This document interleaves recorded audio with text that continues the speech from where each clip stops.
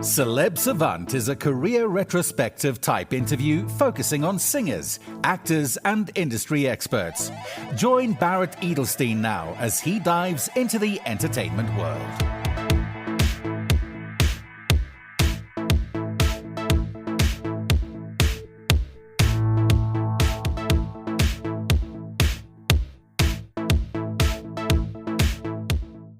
Ely Oaks is an emerging producer and DJ from Austria, now based in Berlin. Renowned for his unique blend of commercial dance and underground influences, Ely continues to push the boundaries of the genre. He has cultivated a strong following with nearly 1 million cumulative followers on TikTok and Instagram, and over 9 million monthly listeners on Spotify. In 2024, TikTok recognized him as the biggest DJ in Germany on their platform. His hit track Running Around peaked at number 32 on the UK's chart and number 33 on the German singles chart. Other notable releases include collaborations with A-Lock, the song Tsunami, Timmy Trumpet, the song Sound of the Police, and Lavinia, the song KO, along with remixes for Marshmello, Nate Dogg, and In Parallel. Ely has made a significant mark in the live music scene, performing at iconic venues such as Ushuaia in Ibiza and prominent festivals like Ultra in Australia. His talent for seamlessly merging commercial appeal with niche electronic styles positions him as an innovative force in today's global dance music landscape. Up next on Celeb Savant, we've got Ely Oaks. Where in the world are you and how are you doing? So first of all, thanks for having me, man. It's a pleasure. I'm sitting here in Berlin right now. That's where I live. I literally just came back yesterday evening. Just been a week to Ibiza because there has been the big opening week, which has been wonderful.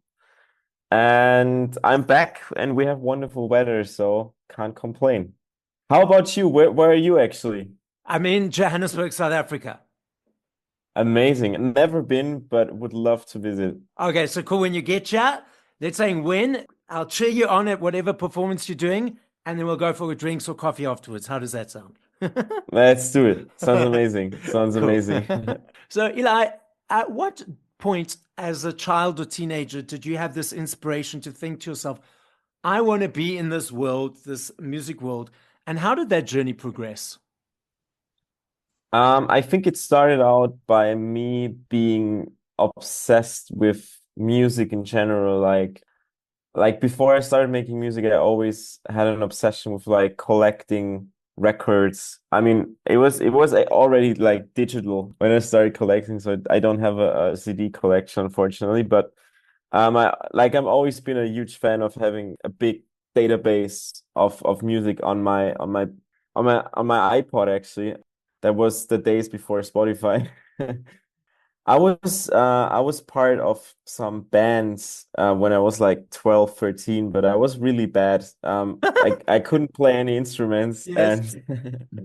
and I wanted to be the singer of the bands, but my singing voice is terrible. Yes.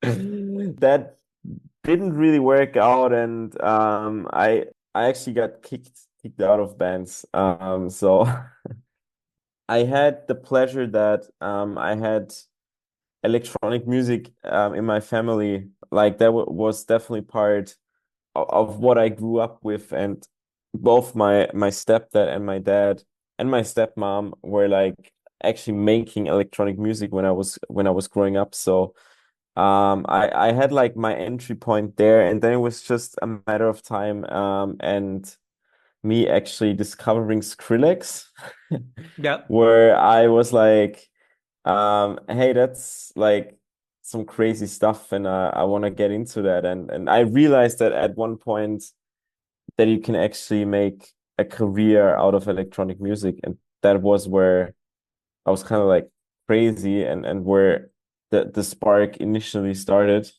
But that has been like it's been a while since then, like 15 years almost.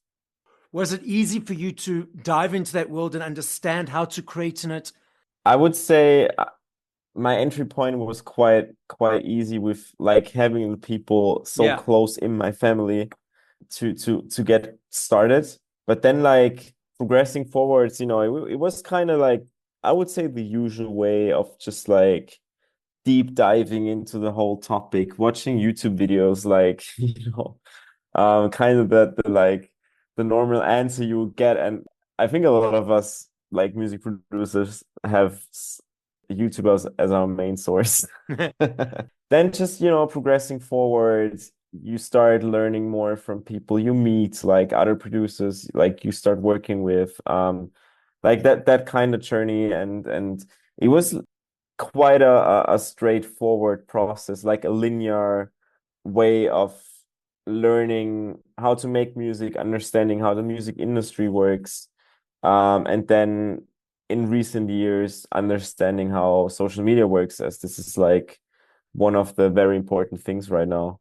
It sounds like in this industry, that production and in this sort of electronic world, it's very open and welcoming, and the producers like to help each other and collaborate with each other, from my discussion or hearing from you and with others. Is that true? 100%. I think we have a big culture for doing collaborations. Like, I think maybe more than any other genres.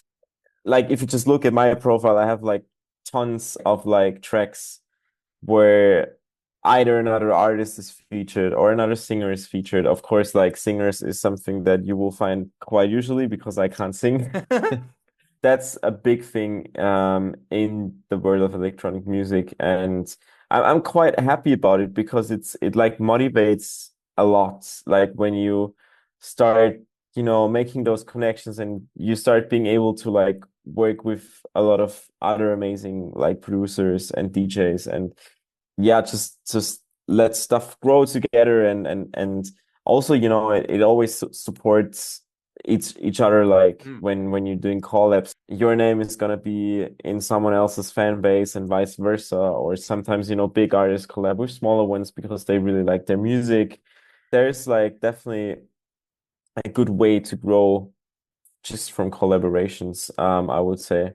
How do you choose who you want to collaborate with? Is it a situation of like, I like this artist, let's approach them? Do they approach you? What is the process? I would say both. There are a lot of artists that have inspired me in the past or are inspiring me right now with the stuff that they're doing. That's where I usually then reach out and ask, maybe let's do something together. And then, of course, you get a lot of requests. And then I think it really comes down to what kind of songs you get sent. If someone comes around with an amazing idea, obviously I'm always like open to like collaborate with them. I think that's most of the time actually the starting point. Like someone has like an idea or a song, maybe they're just missing a few of the last bits to finish the song or something, and then they reach out to you and be like, hey, we want to finish this together, or like, hey, I think this song could work really well with your fan base. Like, let's do something there. Yeah. So that's how I would say usually comes around. And then sometimes it's also managements and labels who are Yeah. sending around songs, kind of like music industry, I would say. That's still a cool way, and also a cool way to connect with other artists, because sometimes my manager, he has sometimes ideas that I would never come up with, and then that's also a great way to form a connection. So, a situation whereby there's been an artist or collaborator that you've looked up to in the industry, and now all of a sudden you're collaborating with them in the same room.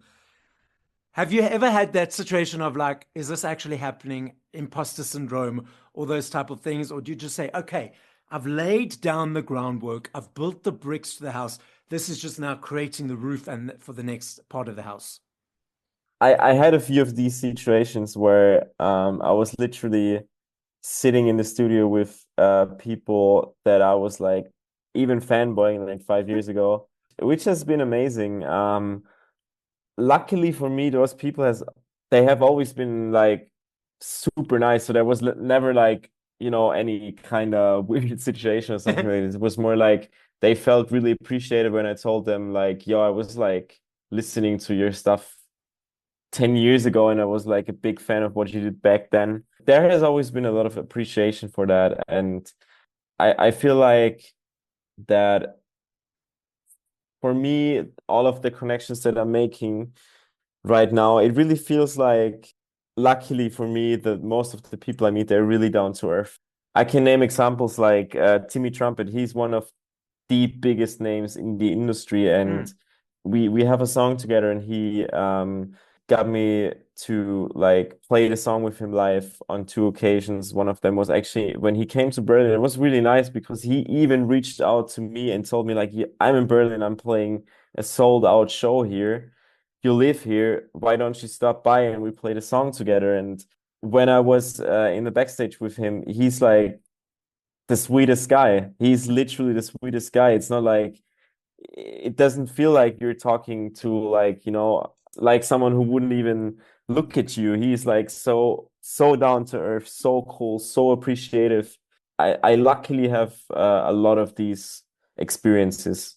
The thought process that I have is when I'm interacting with people is that we all use two-ply toilet paper. There's no gold-plated toilet paper.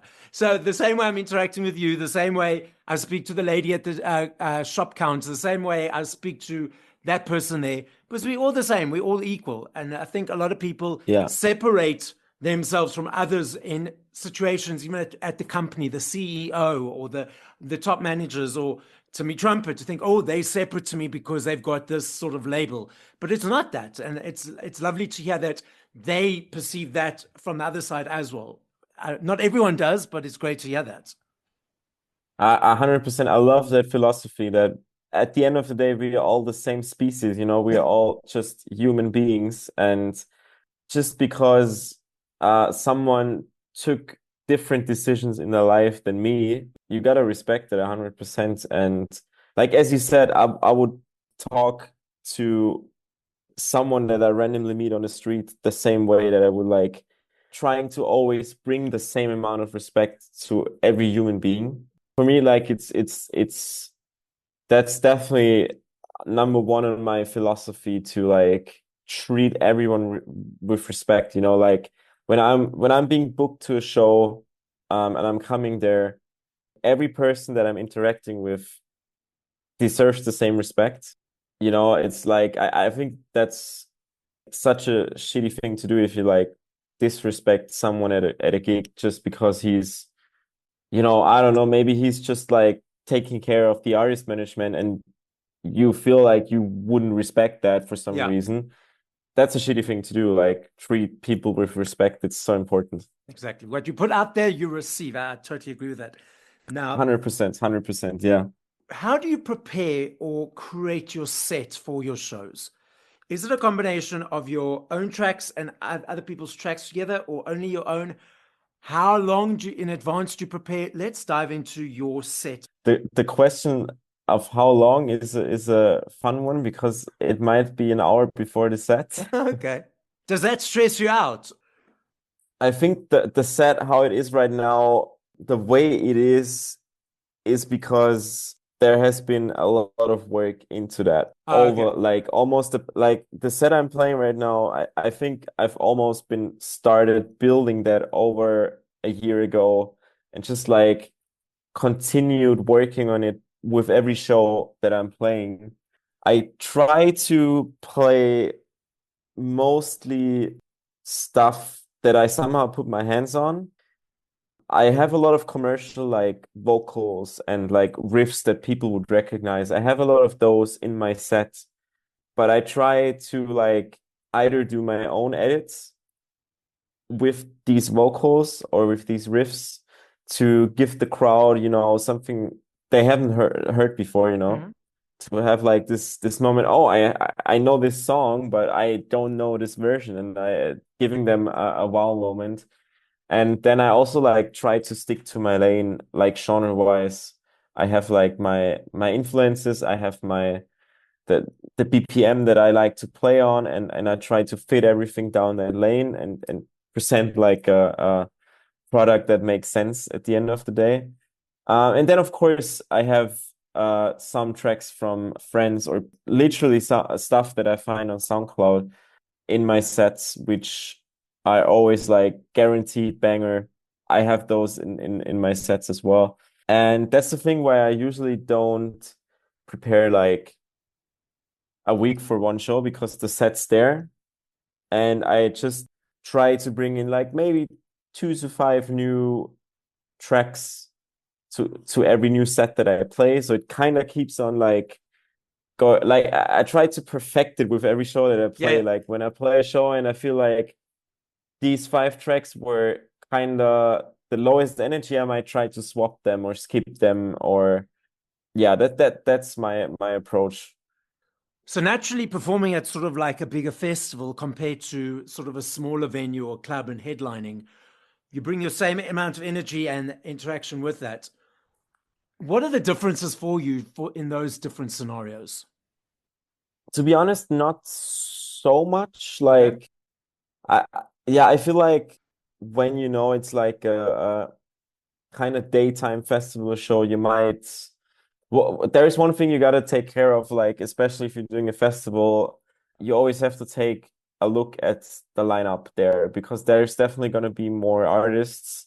If you're on a certain stage, there is a chance that you might have another song from that artist in your set. You're definitely gonna have to throw that out because you're not that's like Ah, a golden rule, like never play the songs of another artist who performs literally at the same festival. And then like if it's daytime sundown, there might be some other tracks that would work, but generally I think I would kind of play almost the same set. Maybe if it's a daytime festival, you have sundown, you might be able to bring in more emotional moments to like have these big, just more feel it. And then in the club, it would be a bit more forward, more driving tracks, mm. clubby tracks, and the emotional stuff might not always work so well in a club, but generally the set won't be like a complete turnaround from club to festival. It will be quite down the same lane for me, yeah. So being a performer or a DJ in these different venues, it's very important to understand or read the energy of the audience. So that aspect, is that always been easy for you? Has it come naturally or have you developed that over time? I would definitely say it was something that came with time because it's not something you can watch YouTube videos on. Or Yes. maybe there are Maybe some, I'm not sure, yes. but like I think you need more hands-on in-person experience than the YouTube video can assist with. yeah, I think so too. Definitely 100%. So I think the great position that I'm in at the moment is that when an organizer books me, they kind of know what they're getting. They book me as an artist and not like as a entertainment DJ.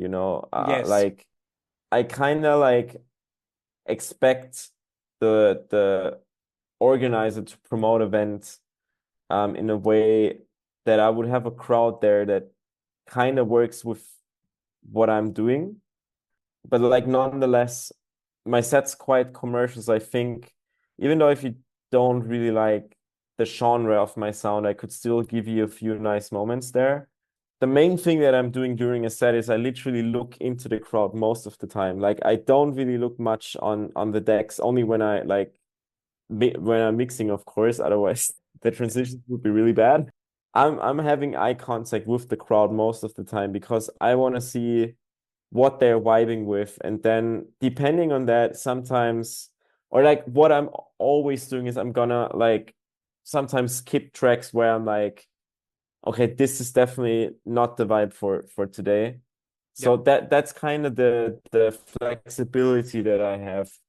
But if I would be at an event and the organizer would want me to play, let's say Afro House, for example, like really slow house music, vibey stuff, that would be definitely a problem. But so far it hasn't happened yet because they always know what they're doing, the Yeah. organizers. I mean, they're spending money, so they kind of know what they're doing.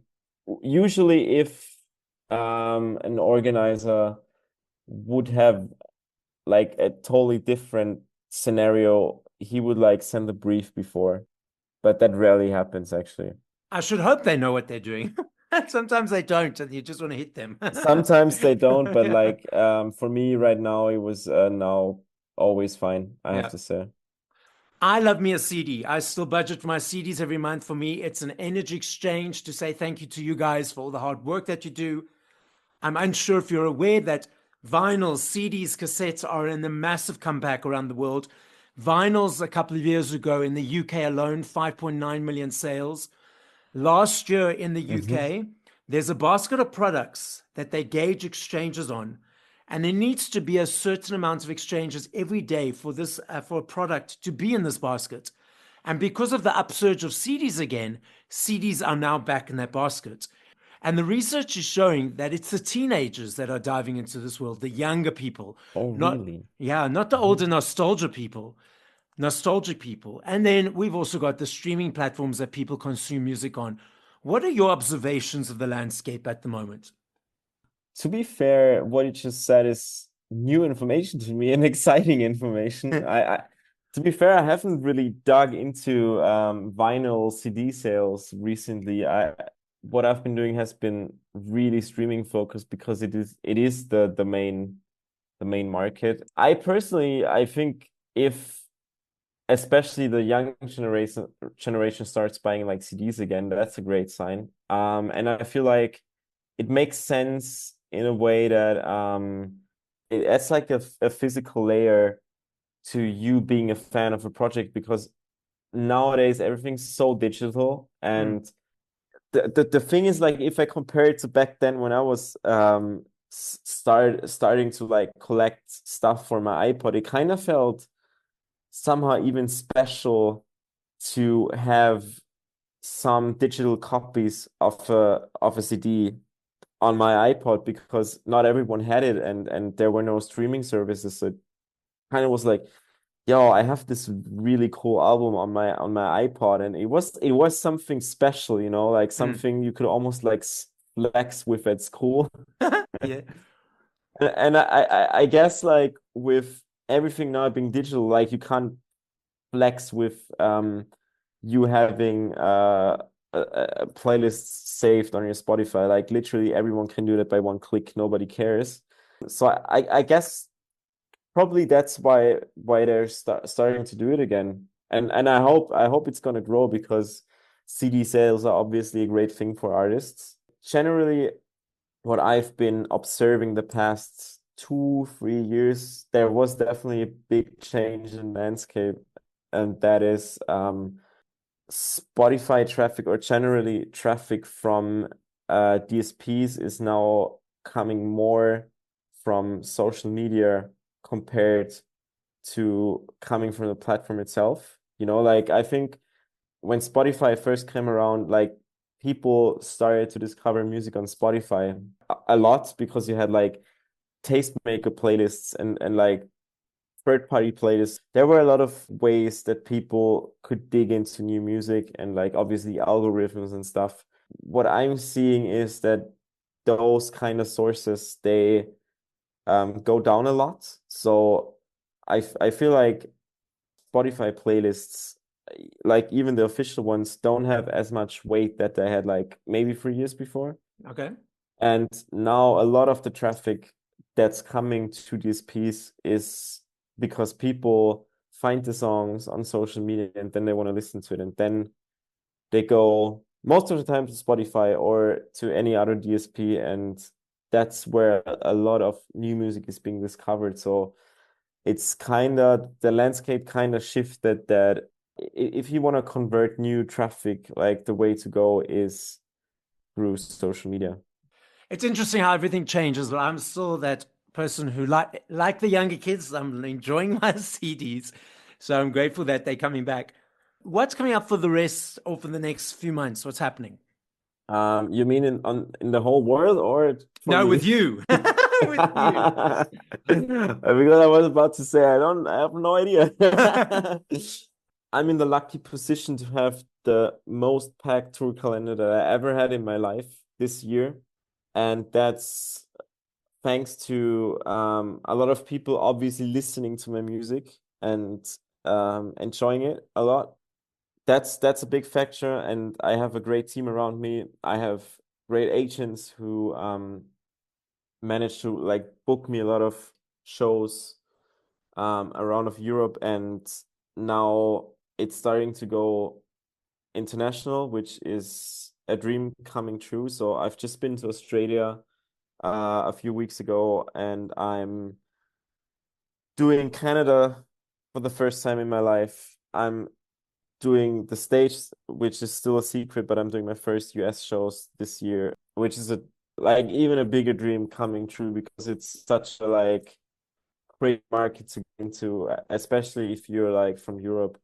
I think my first Asia show is planned, and that's kind of stuff that I'm really looking forward to. And what kind of makes the whole thing that's happening with like all of my numbers literally going up so well, it kind of brings everything to reality, being so far away from your home and being able to like play shows there so far away. That's an amazing thing.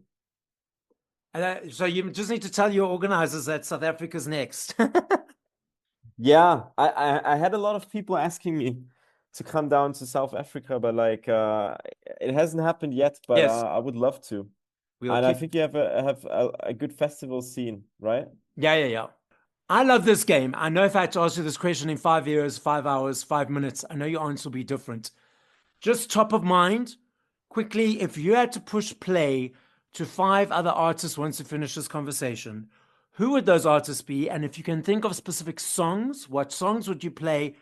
Let me pull up my Spotify. That's fine. Okay, so on top of my head, there are there is one DJ duo, producer duo, who they make my most favorite like tracks in my sets, like stuff that I play live. They're called Too Hot to Play, and they're like based here in Berlin. Okay. I think they are making a kind of music that just is exactly what I like to play. Like they just literally, it's just 100% kind of a perfect mix between enough commercial that it works for the crowds that I play, and it has this certain energy that just makes me go wild. Another one that I just recently did a remix for, he's called Chigits, Jigitc. Set. Yeah. Literally the song that I remixed was the reason why I kind of went like this guy is amazing, because I fell in love with the with his original song, and it was a really nice coincidence. We requested to remix it, and they were like, yeah, we're doing remixes right now anyways, and so I became part of his remix EP. So he's a guy from, I think he's based in New York, and he's been inspiring me. Like I think he's just doing amazing stuff right now. Then another one that comes on top of my head is a DJ called Sulan. She's been exploding on social media, and she just released her first song, which I totally love because I just literally listened to it in the car today. It just came on my Spotify algorithm. I was like, oh, it's Sulana. I just mostly know her from social media. She inspires me a lot with like, I think she has a way of making like DJ content work extremely well on social media, which is good for all of us. Yeah. If she can do it, it just builds the ground for all of us to have content in that style work. So Sulan, I think she's gonna be one of the biggest acts very soon. I Okay. mean, she already is on that rise like crazy, and I think she's gonna be one of the very big headlining acts. I think she's also American based. If you could just give me like a message to the fans as a final message. I'm extremely grateful for every single one who ever press play on one of my songs, or who watched one of my TikToks. That's just something that makes me being able to do what I'm doing right now, and it makes me a very happy person. And also to everyone who's coming to my shows, and a lot of like happy faces that I see in the crowds that just gives me all the energy like nothing else could give me in life. So I'm just really grateful for that. And everyone who is listening to that, I hope to see you either at a show or write me on Instagram. If you're listening to my music, I'm always responding and I'm always happy to, see you and get messages. Thank you for listening to this episode of Celeb Savant. Please follow Barrett on TikTok, Instagram, YouTube, and Facebook at Celeb Savant. That's CelebSavant.